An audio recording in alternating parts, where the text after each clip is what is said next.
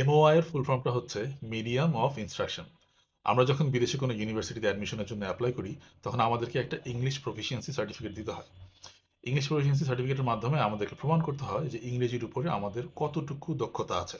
যেটা আমরা IELTS, TOEFL, PT বা ডুওলিঙ্গো বা এই ধরনের আরও অনেক টেস্ট আছে, এগুলোর একটা সার্টিফিকেটের মাধ্যমে আমরা এটা প্রুফ করি।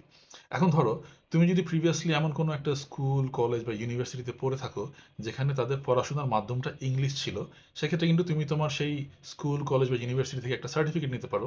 তারা ওখানে মেনশন করে দিবে যেখানে তুমি ইংলিশ মিডিয়ামে পড়াশোনা করেছো। এই সার্টিফিকেটটাকেই বলা হয় মিডিয়াম অফ ইনস্ট্রাকশনের সার্টিফিকেট। একটা মিডিয়াম অফ ইনস্ট্রাকশন সার্টিফিকেটে তোমার আইডি মেনশন করা থাকে, তুমি কত সাল থেকে সেখানে পড়াশোনা করেছো সেটা মেনশন করা থাকে, তুমি কোন ডিগ্রিটা সেখান থেকে কমপ্লিট করেছো, এবং ক্লিয়ারলি লেখা থাকে যে এই জায়গাতে মানে তোমার এই এডুকেশন ইনস্টিটিউটের মিডিয়াম অফ ইনস্ট্রাকশনটা ইংলিশে ছিল। অনেক ইউনিভার্সিটি আছে যেখানে যদি তোমার এমওআই থাকে, সেক্ষেত্রে তুমি আইএলটিএস না দিয়ে জাস্ট এমওআইটা সাবমিট করে তুমি তোমার অ্যাডমিশনটা নিতে পারবে।